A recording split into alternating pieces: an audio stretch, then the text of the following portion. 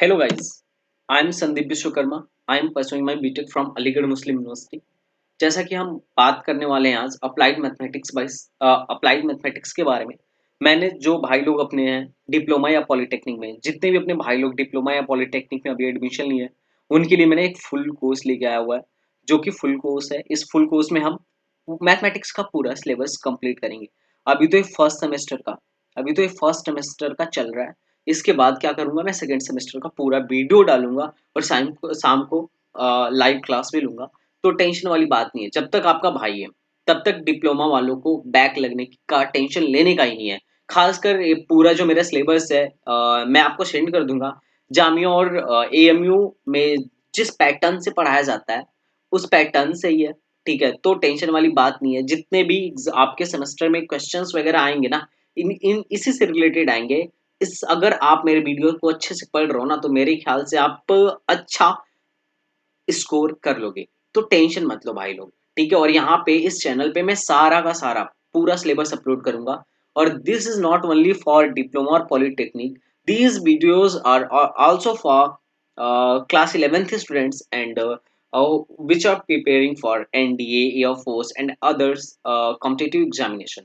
सो भाई लोग सब देख सकते हैं। और अभी जो आज का टॉपिक है ना, आज का टॉपिक है वो है सीक्वेंस एंड सीरीज। क्या है भाई लोग? Sequence and series. तो हमें क्या करना है ना, सीक्वेंस एंड सीरीज को आज से स्टार्ट करना है। और वीडियो तो पर डे आएगा एक एक टॉपिक पे। बाकी जो मुझसे पढ़ना चाह रहे हैं वो व्हाट्सएप ग्रुप पे आ जाओ, ठीक है। वहां पे सिलेबस भेज दूंगा और जैसे लेक्चर खत्म होगा मैं नोट्स भी भेज दूंगा। तो टेंशन वाली बात नहीं है, लोड नोट्स भी आपको प्रोवाइड कराए जाएंगे। तो आइए अब हम स्टार्ट करते हैं कि सीक्वेंस एंड सीरीज है क्या। ये यूनिट फर्स्ट है अप्लाइड मैथमेटिक्स का, ठीक है। अप्लाइड मैथमेटिक्स का यूनिट फर्स्ट हम पढ़ रहे हैं। बाकी सारे सबके वीडियोस आएंगे धीरे धीरे करके। धैर्य रखो और पढ़ना स्टार्ट कर दो guys. Okay, let's start. Sequence क्या है? पहली बात, अगर हम सीक्वेंस एंड सीरीज पढ़ रहे हैं, ये तो कभी एग्जाम में नहीं आता है कि व्हाट इज सीक्वेंस, पर अगर हम पढ़ रहे हैं तो अपने को पता होना चाहिए कि सीक्वेंस क्या है। सीक्वेंस जो होता है ना, it's a collection of numbers और टर्म्स। एक नंबर या टर्म्स का कलेक्शन होता है जो अकॉर्डिंगली किसी सर्टेन रूल को फॉलो करते हो, सर्टेन रूल को फॉलो करते हो। ठीक है, लिखने की बहुत ज्यादा जरूरत नहीं है, पेन पेपर लेके बैठना, बस मैं क्वेश्चन करवाऊंगा उसको करते रहना। बाकी मैं नोट्स भेज दूंगा। नोट्स मैं अभी ग्रुप पे डाल दूंगा, ठीक है। जो नोट्स डाल दूंगा ना, तो इसका मतलब ये नहीं है कि तुम अपने नोट्स मत बनाना। भाई लोग आप सब अपने नोट्स बनाइएगा, बस रेफरेंस के लिए मेरा नोट्स रखे रहिएगा, ठीक है। तो टेंशन मत लो। ओके, तो हम देखते हैं कि सीक्वेंस क्या है। Sequence is a collection of numbers और terms which is follow a certain rule. अगर किसी सर्टेन रूल के अकॉर्डिंग कुछ नंबर या टर्म्स को हम रख दें तो एक सीक्वेंस कहलाता है। जैसे मान लो A1, A2, A3, A4 dash dash dash, या फॉर एग्जांपल अगर मैं लेता हूँ 1 2 3 4 5 6, दिस इज अ सीक्वेंस और not? This is a sequence because, क्योंकि देखो ये नेचुरल नंबर लिखा हुआ है, ये किसको फॉलो कर रहा है? एक पैटर्न को फॉलो कर रहा है जो नेचुरल नंबर का पैटर्न है ना। नेचुरल नंबर है ना, नेचुरल नंबर का एक पैटर्न है। तो ये सीक्वेंस होता है। अब जैसे जैसे कि हम बात कर ले रहे हैं कर रहे हैं सीक्वेंस का, तो सीक्वेंस समझ में आया क्या होता है। अब उसके बाद अगर मैं बात करूं सीरीज क्या होता है, सीरीज क्या होता है, ठीक है। सीरीज क्या होता है? तो इसके सीक्वेंस के जितने टर्म्स हैं, अगर इनको जोड़ें या घटाएं, जैसे मान लो A1 plus A2 plus A3 plus dash dash dash, उसको कहते हैं सीरीज। क्या कहते हैं? सीरीज। तो सीक्वेंस क्या होता है?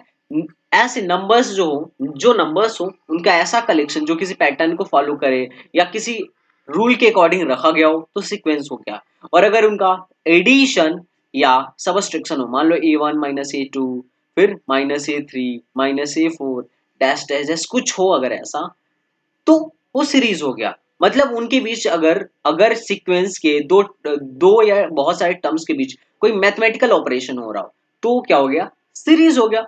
दैट्स और सीरीज। सिंपल सी बात है ना भाई लोग, है ना सिंपल बात, ठीक है। अब सीक्वेंस और सीरीज हमें समझ में आया, ठीक है। अगर सीक्वेंस और सीरीज हमें टर्म समझ में आया, तो अगर हम बात करें टर्म्स, किसी मान लो कोई भी एक सीक्वेंस है या सीरीज है। मान लो एक सीक्वेंस में लिखता हूँ A1 A2 A3, ये नंबर्स हैं, A4 A5। या अगर इसको नंबर सिस्टम में लिखूं तो मैं मान लो लिख दे 2 4 6 8 10 12 13 14 14, ठीक है। तो इसमें एक बात आती है, हेडिंग डाल लो टर्म। टर्म्स क्या होते हैं? तो टर्म्स ये चीज होते हैं कि ये जो पहले पहले स्थान पे रखा हुआ है, इसको हम जितने नंबर्स हैं वो एक एक टर्म्स हैं, और जो पहले स्थान पे रखा हुआ है उसको हम कहेंगे फर्स्ट टर्म। क्या कहेंगे?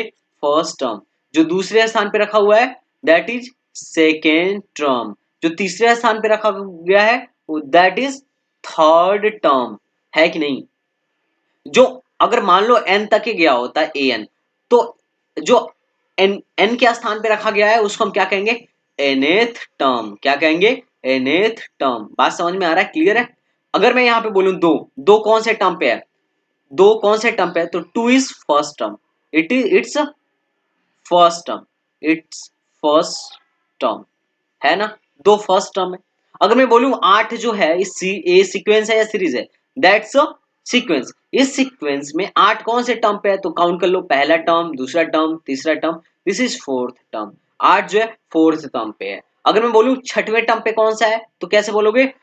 पहला टर्म ए है, दूसरा टर्म ए है, तीसरा टर्म ए है, चौथा ए है, पांचवा ए, छठवा ए है। तो छठवें पे कौन सा है? सिक्स टर्म कौन सा है? 12 है। 12 है कि नहीं? सिक्स टर्म कौन सा है? 12 है। क्लियर है? इज इट क्लियर और नॉट? ठीक है, अगर ये क्लियर है तो भाई एक बात बताओ, अगर मैं एक सीक्वेंस लिखता हूं, बोलूंगा 9 12 16, ठीक है, 14, इसको 8 कर लो और आसान हो जाएगा। 8 12 16, ठीक है, 16 के बाद 20 कर लो, ठीक है।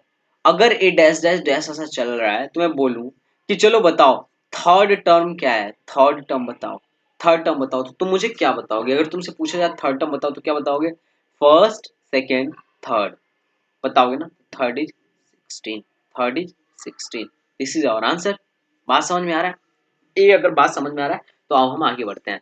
अब देखो सीरीज भी, सीक्वेंस समझ में आया, सीरीज समझ में आया। सीरीज भी दो तरीके का होता है। सीरीज भी दो तरीके का होता है। कैसा कैसा होता है? एक होता है फाइनाइट सीरीज। कैसा होता है? फाइनाइट। और एक होता है इनफाइनाइट। एक होता है फाइनाइट और दूसरा कैसा होता है? Infinite series. अब अगर मैं बात करूं फाइनाइट सीरीज के बारे में, किसके बारे में? फाइनाइट सीरीज के बारे में। कि फाइनाइट क्या होता है? तो सिंपल है यार। फाइनाइट, फाइनाइट सीरीज वो होता है कि अगर, फाइनाइट सीरीज वो होता है कि अगर एन टर्म्स हैं, एन टर्म्स हैं, तो हम बात कर रहे थे सीरीज में दो तरीके की सीरीज होती हैं, एक फाइनाइट सीरीज, एक इनफाइनाइट सीरीज। तो सीरीज में अगर दो तरीके की फाइनाइट सीरीज और इनफाइनाइट सीरीज है तो फाइनाइट सीरीज क्या होता है? अगर मैं बोलूं 2 प्लस 3 प्लस 5 प्लस 6 प्लस 8, अगर मैं सिर्फ 5 टर्म ले रहा हूं तो एक फाइनाइट है, क्योंकि जिसमें नंबर ऑफ टर्म्स फाइनाइट हो। Number of terms, terms finite हो मतलब जिन्हें हम गिन सकें। क्या करें? गिन सके। वो कैसी सीरीज होती है? फाइनाइट सीरीज होती है।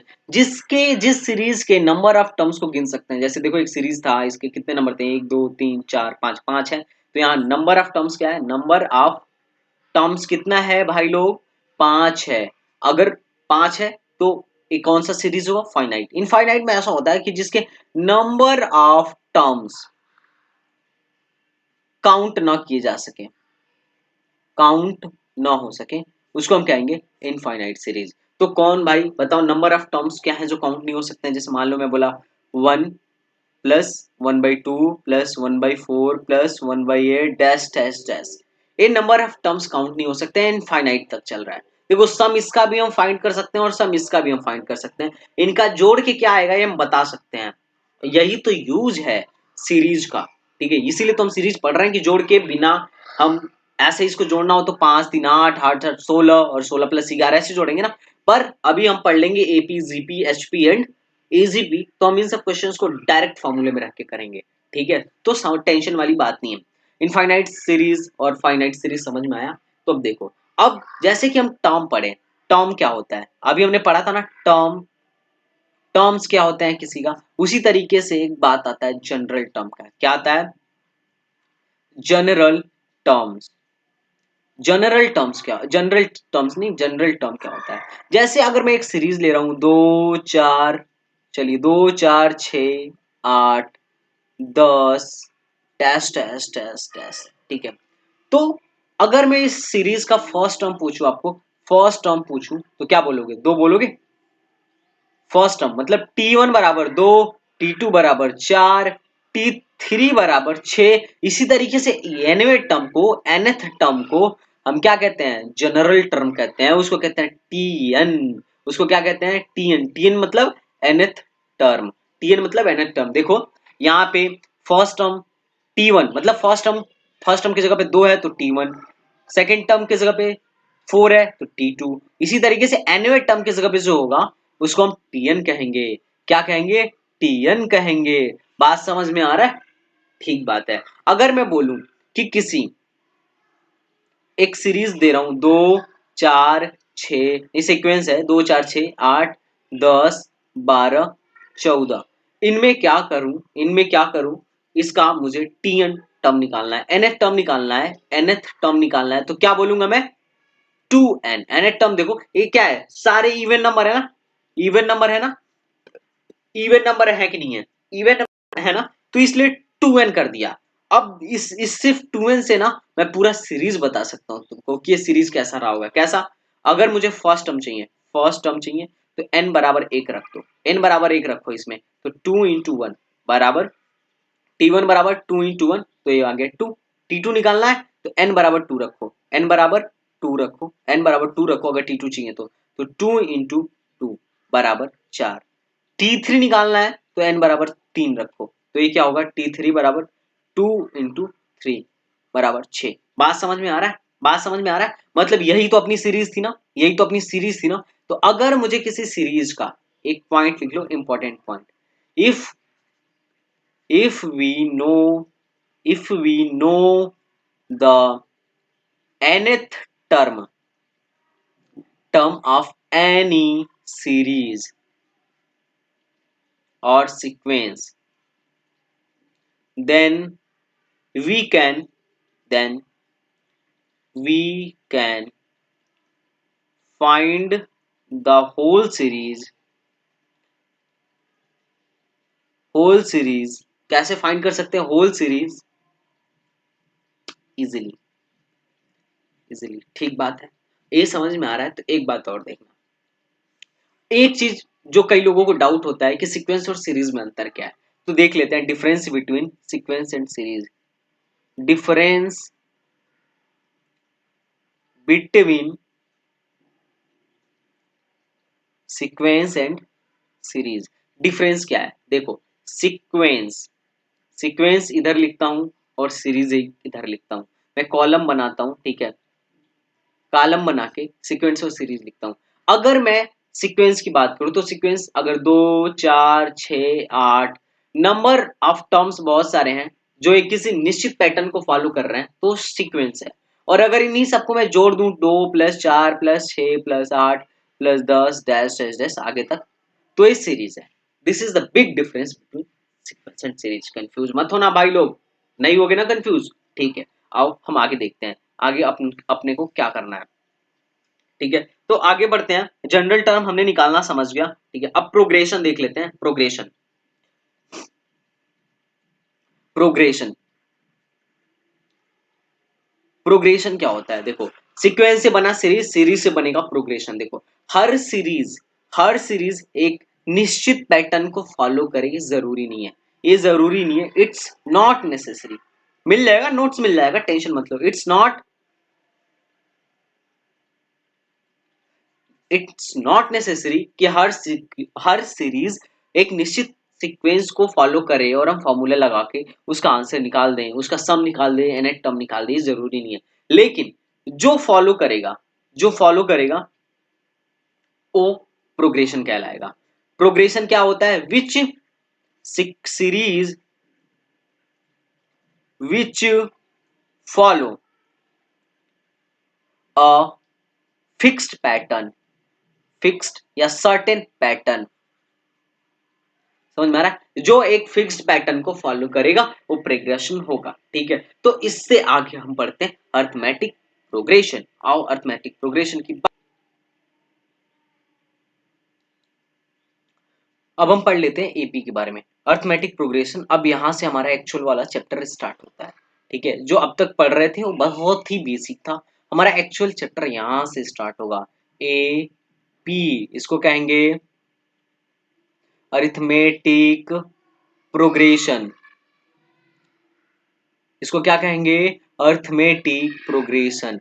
अब हमको एपी के बारे में पढ़ना है। देखिए अर्थमेटिक प्रोग्रेशन क्या होता है। एपी एक ऐसा प्रोग्रेशन होता है या ऐसा सीक्वेंस होता है जिसके दो टर्म्स के बीच, अगर मान लो मैं एक सीक्वेंस लिखता हूं A1 A2 A3 A4 A5 A dash dash dash अगर एक ऐसा सीरीज है या सीक्वेंस है, सीरीज नहीं, एक ऐसा सीक्वेंस है या एक ऐसा प्रोग्रेशन है जिसके दो कॉन्जिक्यूटिव टर्म्स के बीच का डिफरेंस सेम हो। मान लिया इन दोनों के बीच का डिफरेंस डी है, और अगर इन दोनों के बीच का भी डिफरेंस डी आता है ना, तो एपी में होगा। एपी में होने के लिए क्या जरूरी है कि जितने भी कंसेक्यूटिव, दो कंसेक्यूटिव मतलब दो पास पास वाले टर्म के बीच का जो डिफरेंस हो ना, वो हमेशा सेम हो। मतलब इन दोनों के बीच का डिफरेंस डी है तो इन दोनों के बीच का भी डिफरेंस डी होना चाहिए, और इन दोनों के बीच का भी डिफरेंस डी होना चाहिए। अगर ऐसा नहीं होता है तो दैट्स नॉट एपी, अगर ऐसा है तो एपी है। जैसे फॉर एग्जांपल मैं लूं 2 4 6 8 10 डैश डैश डैश, क्या ये एपी है? अगर क्वेश्चन है दिस इज एपी और नॉट, तो एपी चेक करने का सबसे सिंपल तरीका, किन्हीं दो को पकड़ो, इसको इसको पकड़ लो, इन इस बड़े वाले में से छोटे वाले को घटाओ, मतलब फाइनल में से इनिशियल को घटाओ। फाइनल 4 है, इनिशियल 2 है, तो इन दोनों का डिफरेंस क्या होगा, 4 - 2 बराबर 2। उसके बाद उसके जस्ट बाद वाले को पकड़ो, इसको और इसको, इसमें से भी बाद वाले में से पहले वाले को हटा लो, तो 6 - 4 बराबर 2। तो ये दोनों क्या है, बराबर है ना, 2 2 आ रहा है, इसका मतलब एपी है। दिस इज एपी, है या नहीं है, दिस इज एपी। अगर सेम मैं दूसरा एग्जांपल बोलूं बोलूं 1 3 5 7 9, भाई ये एपी है या नहीं है? तो एपी पहचानने का सबसे बड़ा तरीका, सबसे बेसिक तरीका क्या है कि दो कॉन्जिक्यूटिव टर्म्स को पकड़ो, दो पास वाले टर्म्स को पकड़ो, और बाद वाले में से पहले वाले घटाओ, तो 3 में से 1 घटाओ क्या आएगा, 2। बाद वाले में से पहले वाले को घटा दो, 5 में से 3 घटाओ आया 2। अगर ये दोनों दोनों बराबर आ रहे हैं तो दिस इज एपी, और अगर बराबर नहीं आते हैं तो एपी नहीं है। एपी पहचानने का तरीका समझ में आया? अगर एपी पहचानने का तरीका समझ में आया तो ठीक बात है। और जो इन दोनों के बीच का दो कॉन्जिक्यूटिव नंबर्स हैं, टर्म्स हैं, उनके बीच का जो डिफरेंस होता है वो कहलाता है कॉमन डिफरेंस। क्या कहलाता है, कॉमन डिफरेंस। मतलब वो डिफरेंस जो सब में कॉमन है, जो किन्हीं दो के बीच कॉमन है, वो कॉमन डिफरेंस कहलाता है। इसको हम रिप्रेजेंट करते हैं डी से, तो डी बराबर क्या होगा, A2 - A1, या फिर A3 - A2, या फिर A4 - A3। समझ में आ रहा है? तो अगर 3 नंबर हैं, मान लो A1 A2 A3 AP में है, AP में है, तो क्या होगा, A2 - A1 बराबर A3 - A2 हो जाएगा। A2 इधर लेके आओ, तो 2A2 बराबर A1 + A3। बात समझ में आ रहा है? बात समझ में आ रहा है? अगर एपी चेक करने का एक और तरीका, मतलब अगर मैं कहूं 2 4 6, यहां से A2 बराबर क्या आ जाएगा, A2 बराबर क्या आ जाएगा, A2 बराबर आएगा A1 + A3/2। A1 A2 A3 क्या है भाई, टर्म्स हैं, टर्म्स हैं। अगर 3 नंबर है, मान लो 2 4 6, मैं बोलूं एपी में है या नहीं है, तो कैसे चेक करोगे, तुम बोलोगे ठीक है बात है, इन दोनों को जोड़िए, इन दोनों को जोड़िए, तो क्या आएगा, 2 + 6 अपान 2 करिए, देखिए बीच वाला आ रहा है क्या, तो 6 2 8/2 4, बीच वाले के बराबर आ रहा है, मतलब ए एपी में है। समझ गए? एपी ऐसे भी चेक किया जाता है। बात समझ में आ रहा है? ऐसे भी चेक किया जाता है। तो ये तो बात समझ में आ गई कि भाई साहब आपने बहुत अच्छा बताया एपी क्या होता है, एपी के बारे में जानकारी दे दी, ठीक है। अब इसके बारे में हम और देखते हैं कि हमें क्वेश्चन कैसे आएंगे एग्जाम में, हमें कैसे टेकल करना है और कैसे नहीं करना है। तो आइए हम आगे बढ़ते हैं। अगर कोई एपी है, अगर कोई एपी है तो उसका फर्स्ट टर्म, कोई एपी है तो उसके दो चीजों पे बहुत ही गौर करना कि उसका फर्स्ट टर्म क्या है। फर्स्ट फर्स्ट टर्म क्या है, फर्स्ट टर्म क्या है, फर्स्ट टर्म को हम ए से रिप्रेजेंट करते हैं, और दूसरा चीज कॉमन डिफरेंस क्या है, कॉमन डिफरेंस क्या है, इसको हम डी से रिप्रेजेंट करते हैं। तो अगर मैं बोलूं कि मैं एक एपी लिख रहा हूं, एक एपी लिख रहा हूं जनरल फॉर्म में, मैं बोलूं फर्स्ट टर्म ए है, दूसरा टर्म लिखना होगा तो मैं क्या करूंगा, ए प्लस डी लिख दूंगा, क्योंकि इन्हीं दोनों को घटाने पे डी आता है ना। मतलब अगर देखो ये 2 है और ये 4 है, और ये 6 है। अगर मैं बोलूं कि इसका अगला टर्म लिखो तो क्या लिखोगे? देखो इन दोनों में कितने का अंतर है? 2 का अंतर है, इन दोनों में भी 2 का अंतर है, तो अगला वाला भी में 2 जोड़ दो, 8। इन दोनों के बीच भी 2 का अंतर होगा। इसमें भी सार्वंतर जो कॉमन डिफरेंस है उसको जोड़ते रहो, तो ये हो जाएगा 10, फिर उसके बाद 12। This is AP. इसी तरीके से अगर मुझे एपी लिखना है जनरल टर्म में, तो मैंने क्या किया, ए प्लस डी, फिर अगले टर्म में क्या होगा, ए प्लस डी में एक बार डी जोड़ दो तो ए प्लस 2d, फिर अगले टर्म में ए प्लस 3d, ठीक है, ए प्लस 4d, ऐसे अपना एपी बनता रहेगा। इन दोनों को हमेशा घटा के देखोगे ना तो डी, इन दोनों का डिफरेंस डी ही आएगा, डी ही आएगा, और यही अपना बेसिक चीज है एपी बनने के लिए, है ना। तो अगर मैं मुझे बोलना हो कि जनरल टर्म कैसे लिखना है, जनरल टर्म कैसे लिखना है, जनरल टर्म कैसे लिखना है, तो ऐसे लिखेंगे जनरल टर्म, ऐसे लिखेंगे। नोट्स में दे दूंगा, टेंशन मत लो, बस बात तुम समझो। जनरल टर्म लिखने का तरीका ऐसा है कि देखो, अगर पहला टर्म है तो ए है, दूसरा टर्म T1 ए है, T2 क्या है, A plus and A plus 1d, A plus 1d, T3 क्या है, ए प्लस 2d, 3 में है तो 2d जोड़ रहे हैं, 3 में है तो 2d जोड़ रहे हैं। अगर T4 आएगा तो a प्लस कितना, 3d जोड़ेंगे, देखो। और अगर T5 की बात आएगा तो मैं a प्लस 4d जोड़ दूंगा, 4d जोड़ दूंगा, ठीक है। ये पहला टर्म है, प्लस 4d जोड़ दिया तो पांचवा टर्म मिल गया। तो अगर मैं tn बोलू ना, tn, तो a प्लस n माइनस 1, पहला टर्म तो a है और an minus 1d, this is a formula of tn term, this is a formula of tn term. इसी प्रकार से this is a formula of tn term.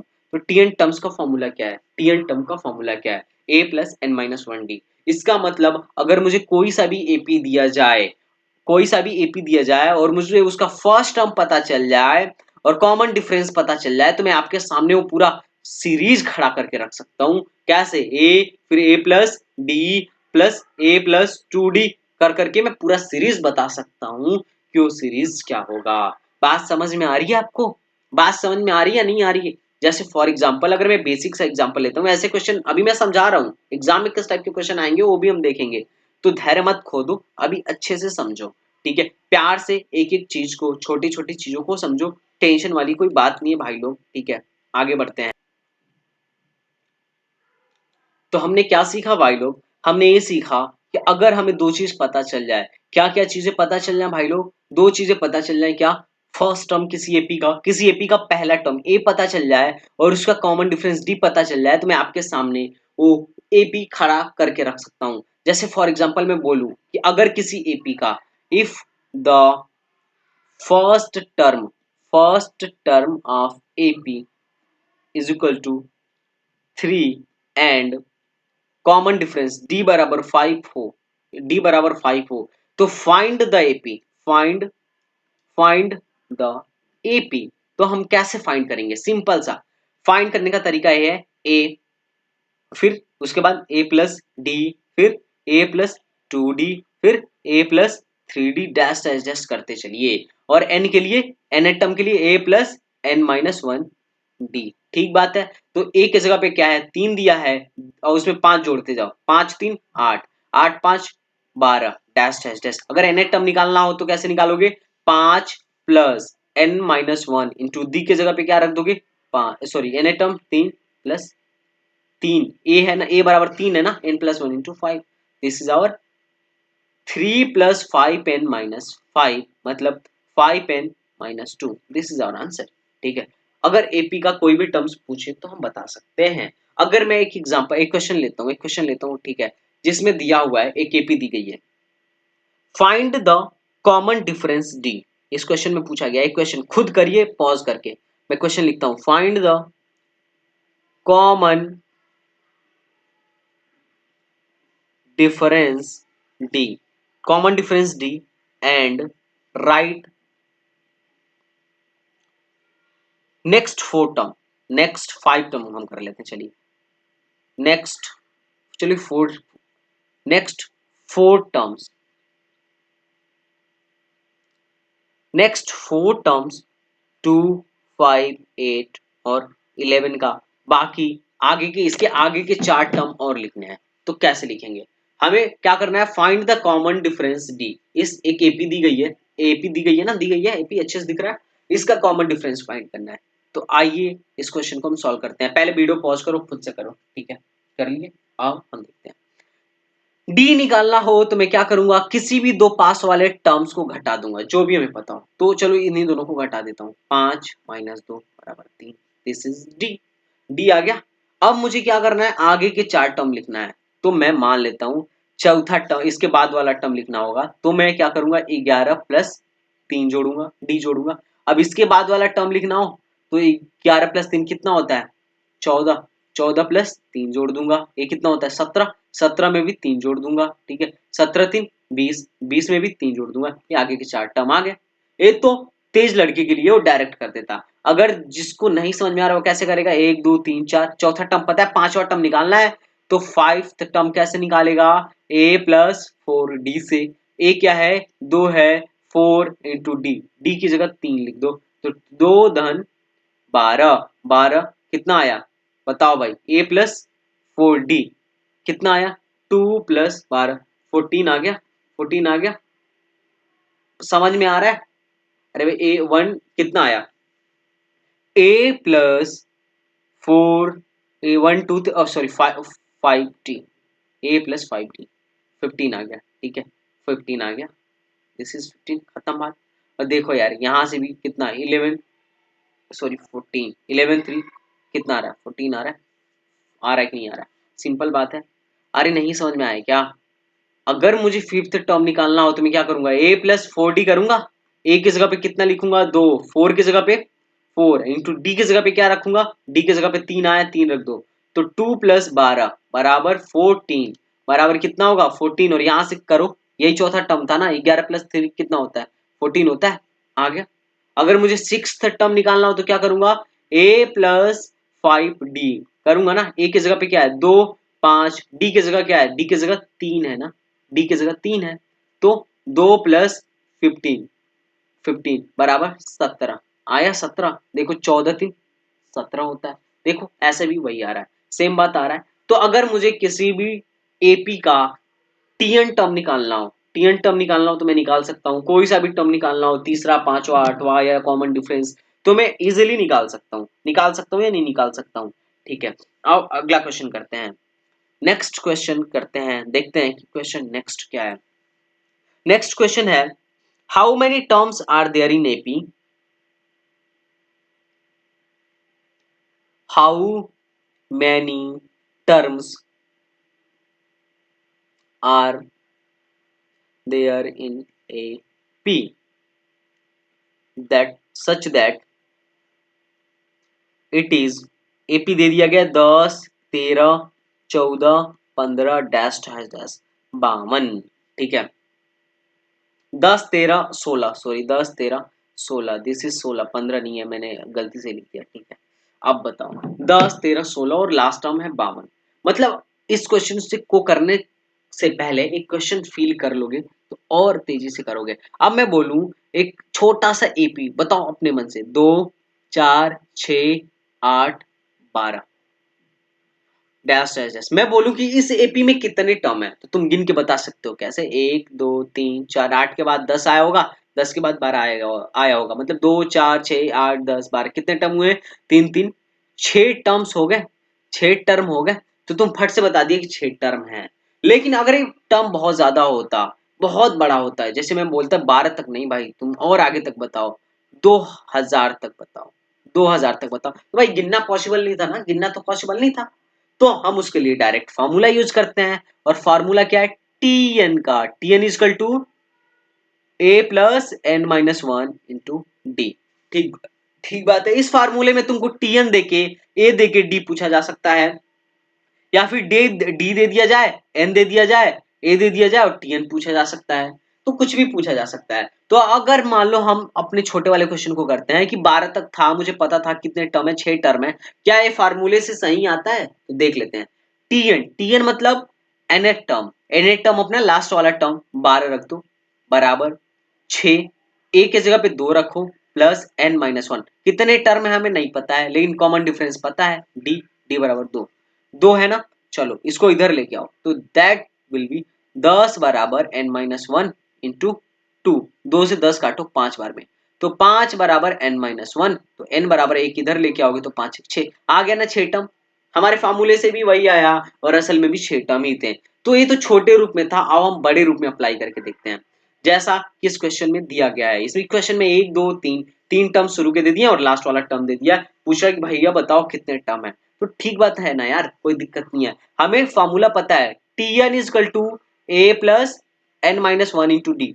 nth term का formula ये होता है, nth टर्म मतलब nवां टर्म 52 है। मैंने मान लिया कितने टर्म है इसमें, इसमें टोटल मैंने मान लिया n टर्म है और nth टर्म कौन सा वाला है, 52 है, तो 52 बराबर ए का 10 हो गया प्लस n टर्म हमने माना है, d कितना है, d है 3, d कितना है 3, तो बस इधर करो, अब सॉल्व कर लो, इक्वेशन बन गया। 10 को इधर लेके आओ तो 52 में से 10 घटाया जाए बराबर n-1 इंटू 3, ठीक है, 52 में से 10 घटाइए तो कितना आएगा बताइए, 42 आएगा बराबर n-1 इंटू 3, n-1 बराबर क्या होगा 42 अपॉन 3, कितना आएगा बताओ 14, और n को n-1 बराबर 14, तो n बराबर 14, एक को इधर लाया जाए तो एक बराबर 15, n की वैल्यू आ गई 15, दिस इज आवर आंसर, खत्म बात।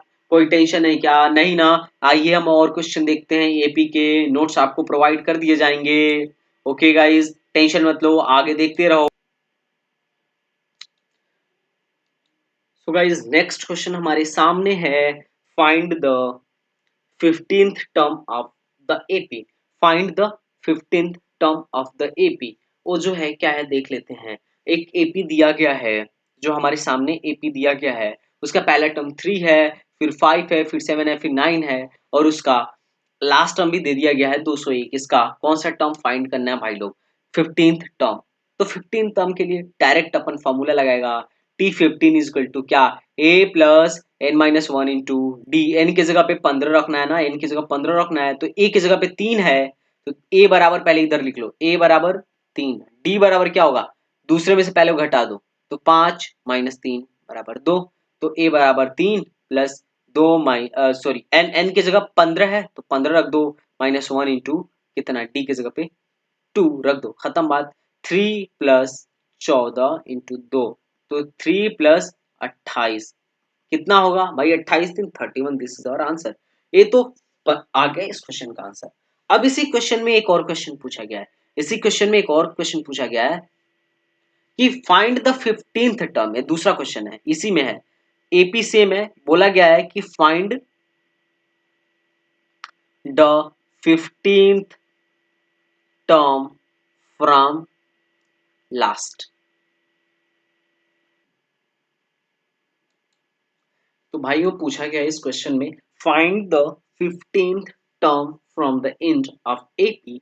इस एपी का अंत से मतलब इधर से 15th टर्म फाइंड करिए, ठीक है, फाइंड करिए। तो देखिए इसके दो तरीके हैं, एक तो टोटल नंबर ऑफ टर्म्स निकाल लीजिए, क्या कर लीजिए, फर्स्ट मेथड है, एक तो टोटल नंबर ऑफ टर्म्स निकाल लीजिए, फिर उसमें से देख लीजिए, मान लीजिए 15, यहाँ से 50 टर्म आ रहा है, जितने भी आ रहा हो उसमें से 15वां टर्म्स कौन सा वाला होगा, ठीक है, देख लीजिएगा।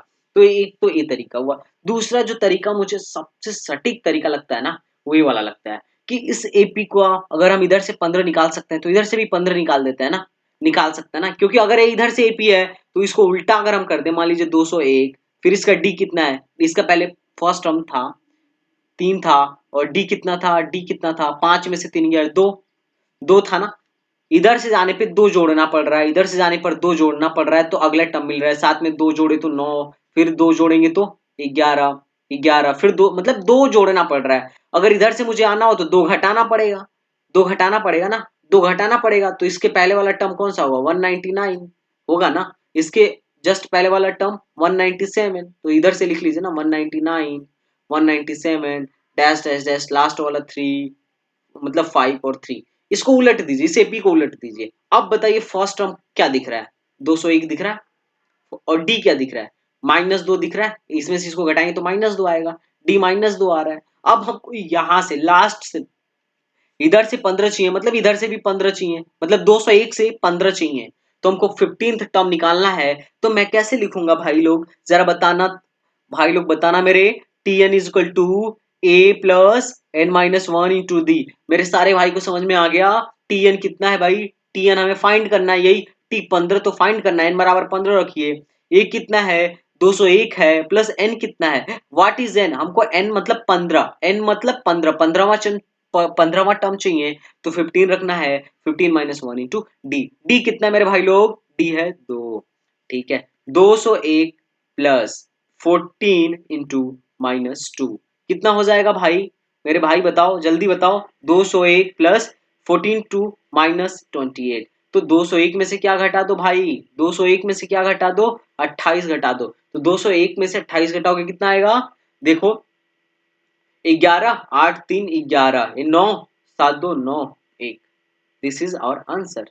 मतलब इधर से इधर लास्ट से 15 टर्म कौन सा होगा, 173, और हमें यही पूछा गया, दिस इज आवर आंसर। तो यही मेथड है, मतलब ये सबसे सटीक मेथड है, मेथड तो कई सारे हैं बच्चों, कई सारे मेथड से किया जा सकता है, बात समझ में आ रहा है। और एक तीसरे टाइप का क्वेश्चन क्या क्या आ सकता है, देखो मैंने इसमें कई टाइप बताए, पहला सीक्वेंस देके डी पूछ लेगा, फिर टीएन पूछ लेगा, फिर लास्ट से कोई टर्म पूछ लेगा, टीएन फ्रॉम लास्ट, जैसे अभी 15 शुरू से पूछा था और 15 लास्ट से पूछा था, ये भी पूछ सकता है। और क्या पूछा जा सकता है, और कोई तीसरी बात, हाँ तीसरी बात भी पूछी जा सकती है, एक सीक्वेंस दे देगा, मान लीजिए यही सीक्वेंस बोलेगा 3 5 7 डैश डैश डैश, बताइए 200, 200 इसका कोई टर्म है या नहीं है, अगर है तो ये कौन सा वाला टर्म है, क्वेश्चन में मान लो दे दिया गया कि दो 200 is a term of this series और नॉट, पूछा है find 200 is the term of this series और नॉट, ये बात पूछी गई है कि 200 इस टर्म का, इस सीरीज का टर्म है या नहीं है, तो ठीक है भाई, अगर एक टर्म होगा तो मान के चलते हैं एक टर्म है और निकाल के देखते हैं, अगर इंटीजर टर्म आ रहा है, इंटीजर टर्म आया, इंटीजर एन बराबर इंटीजर आया, क्या आया इंटीजर, तब तो एक टर्म होगा, और अगर एन इंटीजर में नहीं आया, फ्रैक्शन में आ गया, फ्रैक्शन में आ गया, दशमलव में आ गया, तो ये टर्म नहीं होगा। और ऑब्वियस सी बात है, अगर कोई टर्म होता है, मान लो मैं लिखा 1 2 5 7, अगर ये 5 टर्म है तो ये तीसरा टर्म है, ऐसा थोड़ी ना किसी सीरीज में पढ़ते हो कि 1.5वां टर्म, मतलब 1.5 टर्म, आधा वाला टर्म, 2.5 टर्म, ऐसा थोड़ी ना पढ़ते हो यार, 5/2 थोड़ी ना पढ़ते हो कि 5/2 टर्म कौन सा है, नहीं, ये पढ़ते हो 5th टर्म कौन सा है, मतलब इंटीजर में है तो टर्म है, नहीं तो नहीं है, ठीक है। तो देखते हैं ये इस सीरीज का टर्म होगा या नहीं होगा, इस बात को हम देख लेते हैं। तो कैसे देखेंगे, हम टीएन वाला फॉर्मूला लगाएंगे, जो हमारा रामबाण है, क्या है रामबाण है, रामबाण मतलब वो चीज जो हर जगह लगती है, तो TN is equal to A plus N minus one into D, TN, TN मान लिया 200 कोई टर्म होगा, ए की जगह क्या है, ए के फर्स्ट टर्म को ए कहते हैं 3 प्लस एन मान लिया एन टर्म है, और डी, डी कितना है 2 है, ठीक बात है। अब देखिए 200 में से 3 घटाइए 197 अपॉन 2 बराबर n माइनस वन, ठीक बात है भाई, यही फ्रैक्शन में आ रहा है तो इसको इधर भेजूंगा, n is equal to 197 upon 2 plus 1, तो ये किस में आएगा, फ्रैक्शन में, फ्रैक्शन में, और अगर फ्रैक्शन में आ गया तो एक टर्म होगा या नहीं होगा, बिल्कुल नहीं होगा भाई, बिल्कुल नहीं होगा। तो इस टाइप के भी क्वेश्चन आ सकते हैं, ठीक है। अब देखते हैं कि किसी एपी के मुझे 3 टर्म मानने हो तो मैं कैसे मानूंगा, अब हम नेक्स्ट टॉपिक पे आते हैं, ठीक है। तो यहां तक जिसे नोट करना हो कर ले, ठीक है, जिस भाई को भी नोट करना हो नोट कर ले, जिसे नहीं नोट करना है कोई दिक्कत नहीं, हम तो नोट्स भेजेंगे ही भेजेंगे, ठीक बात है। आइए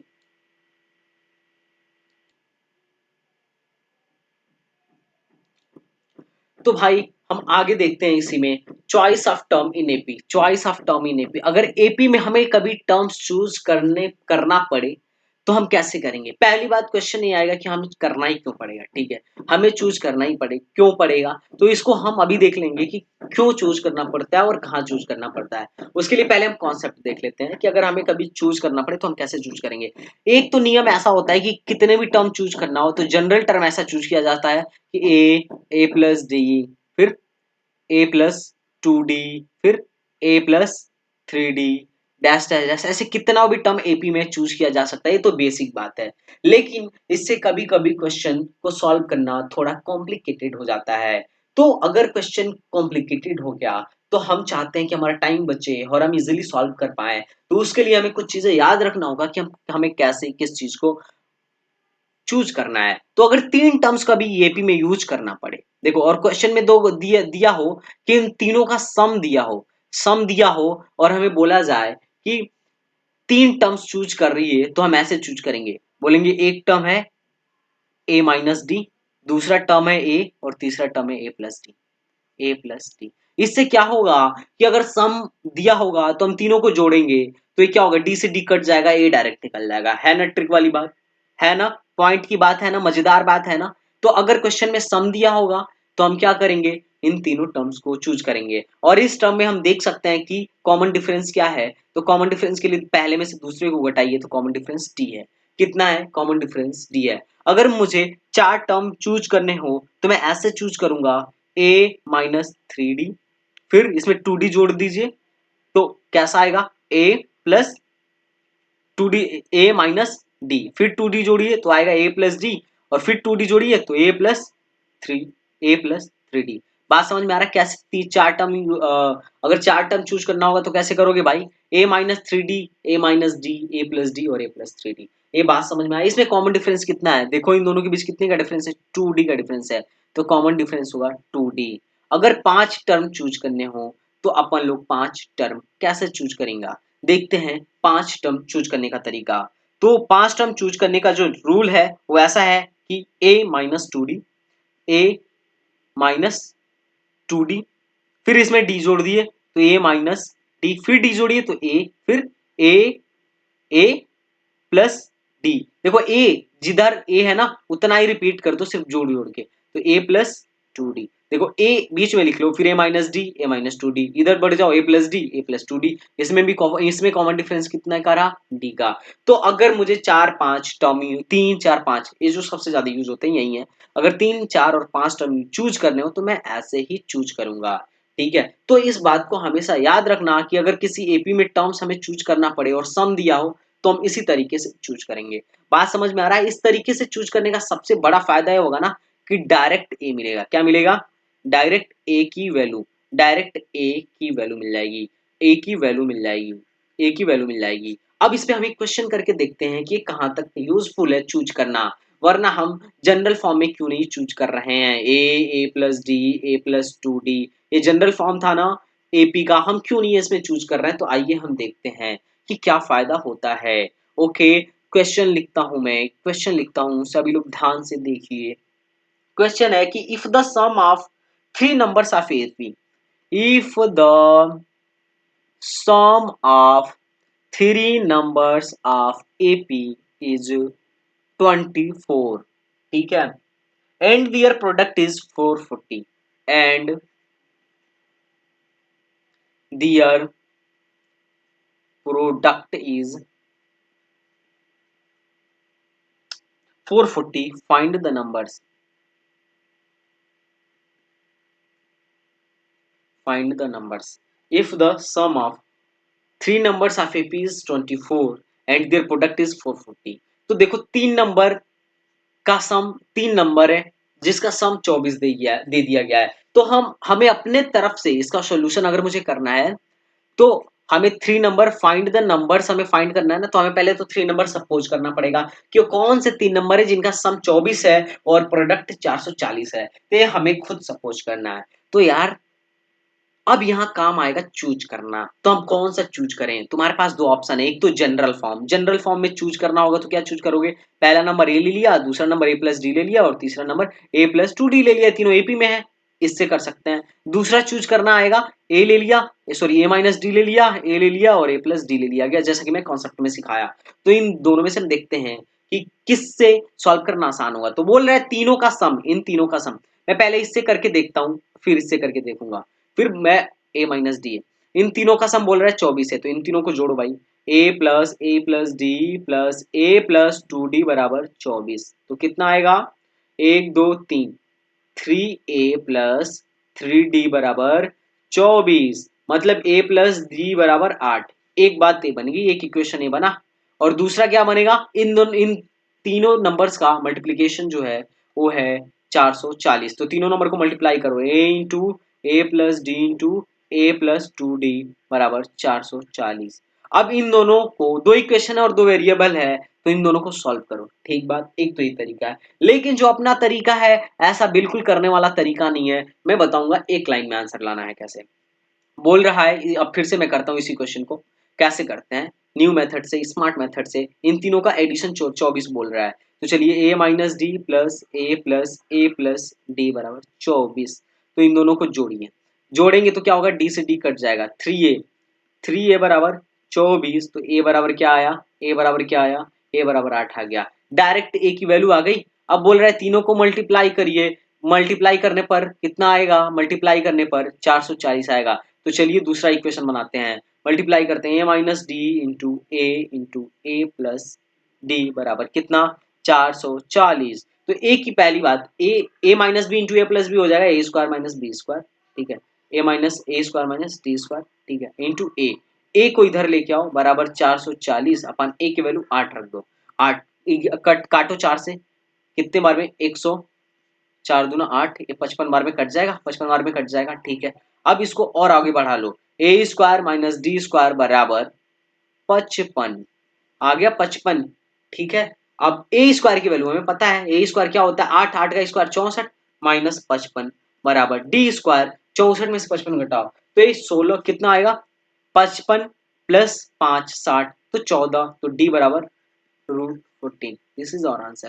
क्या दिक्कत है भाई, ये क्या दिक्कत है, सॉरी 55 9 होगा ना, 14 नहीं होगा, 9 होगा, 9 होगा, डी बराबर √9 बराबर 3। This is our answer. तो ये कौन सा स्मार्ट मेथड है भाई, ए वाला मेथड या ए वाला मेथड, ऑफ कोर्स ए वाला method, this method is smart method. तो ये तो था आज एपी के जनरल टर्म के बारे में। आज हमने क्या पढ़ा guys, general term of AP. ठीक है, जिसे नोट करना होगा नोट कर लेना, बाकी मैं आपको सिलेबस इसका नोट्स भेज दूंगा। ये था जनरल टर्म ऑफ एपी। अगर मेरा वीडियो समझ में आया और आप चाहें कि आगे भी वीडियो बनाइए सम का, मैं चाहता हूं कि मैं पूरा कोर्स कंप्लीट करूं, तो अगर आपको अच्छा लग रहा हो तो आप मुझे मैसेज करिए, कमेंट करिए, मैं आगे सम फिर जीपी पूरा मतलब अप्लाइड मैथमेटिक्स ही कंप्लीट करवा दूंगा 1 महीने के अंदर। ठीक है, तो और शाम को लाइव क्लास तो होगी यस। ठीक है, तो ये बात भी ठीक है, तो आप जरूर कमेंट करके बताइएगा, और अगर पसंद आ रहा हो तो यार लाइक कर दो भाई, मैं लाइक का भूखा हूँ। लाइक कर दो, इससे पता है इंसान का वो कॉन्फिडेंस बढ़ता है कि मुझे और काम करना चाहिए, और काम करना चाहिए। ठीक है, लाइक कर दो, और नए हो तो सब्सक्राइब कर दो, और बेल आइकन दबाना मत भूलना भाई, मत दबाना भूलना। ओके, खुदा हाफिज, बाय।